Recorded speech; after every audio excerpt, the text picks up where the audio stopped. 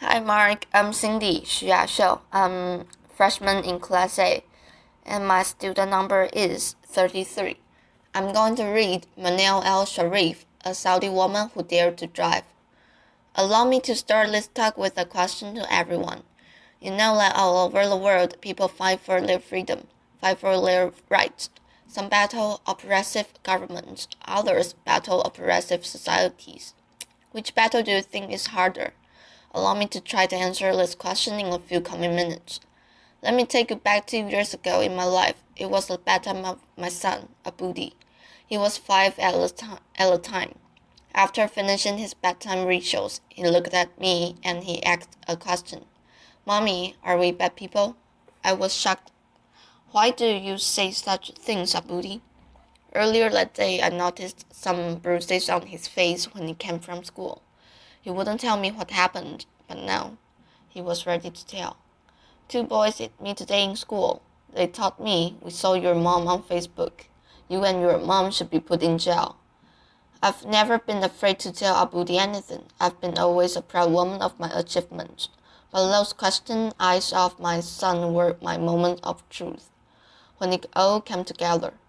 You see, I'm a Saudi woman who had been put in jail for driving a car in a country where women are not supposed to drive cars. Just for giving me his car keys, my own brother was detained twice, and he was harassed to the point he had to quit his job as a geologist, leave the country with his wife and 2-year-old son. My father had to sit in a Friday sermon listening to the imam condemning women drivers and calling them prostitutes amongst tons of worshippers. Some of them are friends and family of my own father.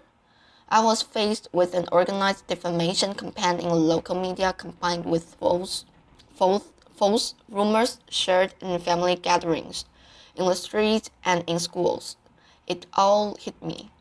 It came into focus that those kids did not mean to be rude to my son. They were just influenced by the adults around them. And it wasn't about me, and it wasn't about punishment for taking the wheel and driving a few miles. It was a punishment for daring to challenge the society's rules. But my story goes beyond this moment of truth of mine. Allow me to give you a briefing about my story. It was May 2011, and I was complaining to a work colleague about the harassment I had to face trying to find a ride back home.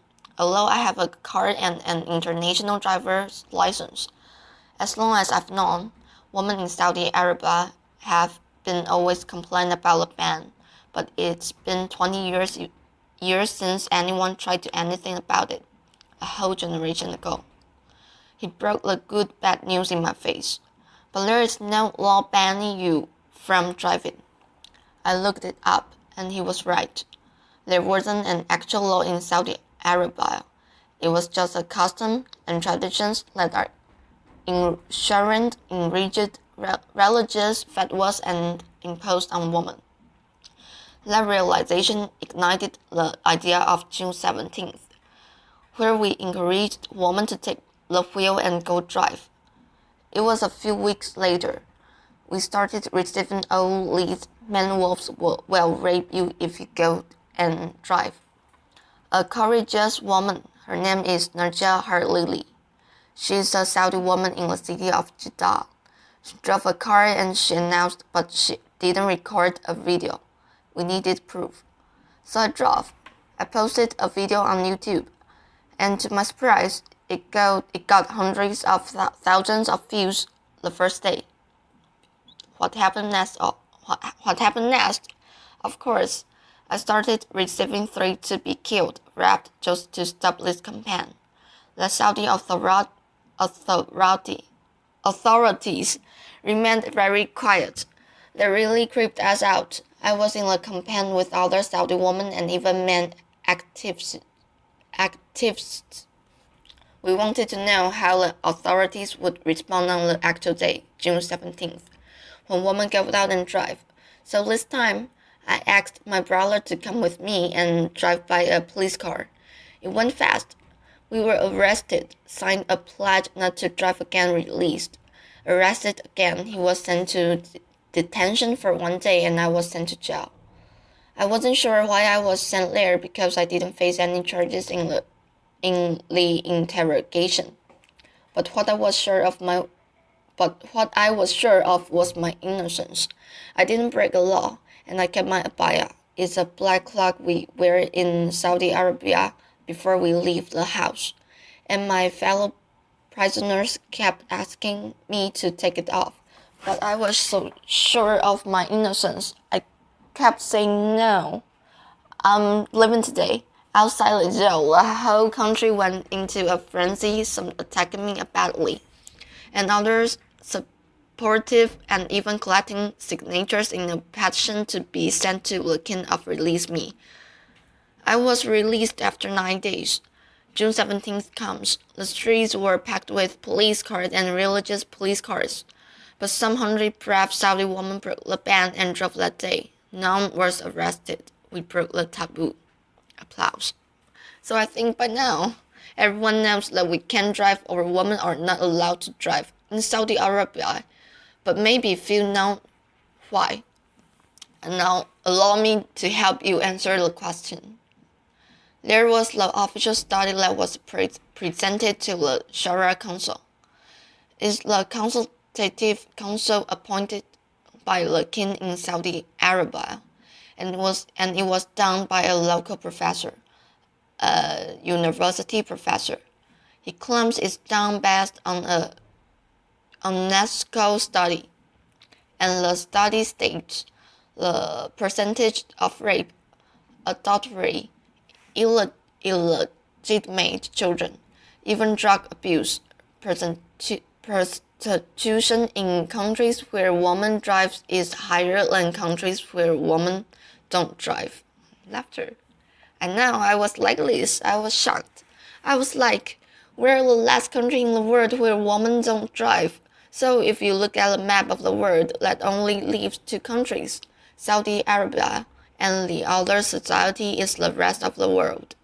We started a hashtag on Twitter marking the study, and it made headlines around the world. BBC News, end of virginity if women drive, Saudi salary worms, laughter. And only when we realize it's so empowering to mock your oppressor, it strips it away of its strongest weapon, fear. This system is based on ultra-conservative traditions and customs that deal with women as if they are inferior and they need a guardian to protect them. So they need to take permission from this guardian. Whatever, verbal or written, all their lives. We are minors until the day we die. And it becomes worse when it's enshrined in religious fatwas based on wrong interpretation of the Sharia law or the religious laws. What's worse, when they become codified as laws in the system, and when women themselves believe in their inferiority, and they even fight those who try to question these rules. So for me, it wasn't only about these attacks I had to face. It was about living to totally different perceptions of my personality, of my person. The villain back in my home country, and the hero outside. Just to tell you, 2 stories happened in the last 2 years. One of them is when I was in jail. I'm pretty sure when I was in jail, everyone saw titles in the international media, something like this during these 9 days I was in jail. But in my home country, it was totally different picture. It was more like this. Manal al Sharif faces charges of disturbing public order and inciting women to drive. I know. Manal al Sharif withdraws from the campaign. It's okay, this is my favorite. Manal al Sharif breaks down and confesses, foreign forces incite me. Laughter. And it goes on. Even trial and flogging me in public. So it's a totally different picture. I was asked last year to give a speech at the Oslo Freedom Forum. I was surrounded by this love and the support of people around me, and they looked at me as an inspiration. At the same time, I flew back to my home country. They hated that speech so much. The way they called is a betrayal to the Saudi country and the Saudi people, and they even started a hashtag called Oslo Traitor on Twitter. Some 10,000 tweets were written in that hashtag, while the opposite hashtag, Oslo Hero, there was like a handful of tweets written. They even started a poll. More than 1,300 voters answered this poll, whether they considered me a traitor or not after that speech. 90% said yes, she's a traitor. So it leads to totally different perceptions of my personality. For me, I'm a proud Saudi woman, and I do love my country. And because I love my country, I'm doing this. Because I believe a society will not be free if the women of that society are not free. Thank you, thank you, thank you, thank you, thank you. But you learn lessons from these things that happen to you. I learned to be always there. The first things I got out of jail, of course, after I took a shower, I went online. I opened my Twitter account and my Facebook page, and I've been always very respectful to those people who are open to me. I would listen to what they say, and I would never defend myself with words only. I would use actions. When they say that I should withdraw from the campaign, I filed the first lawsuit against the General Directorate of Traffic Police for not issuing me a driver's license. There are a lot of people also, very big support, like those 300 people who signed the petition to release me. We sent a petition to the Sharia Council in favor of lifting the ban on Saudi women, and there were like 500 citizens who believed in that, and they signed that petition.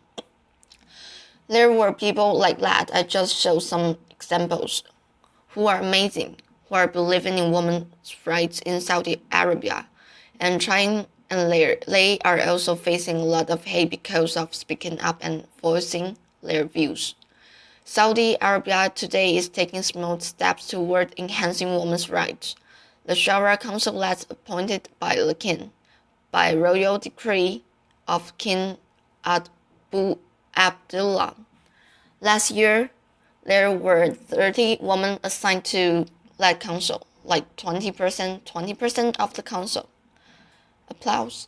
At the same time, finally, that council, after rejecting our petition for times for women driving, they finally accepted it last February.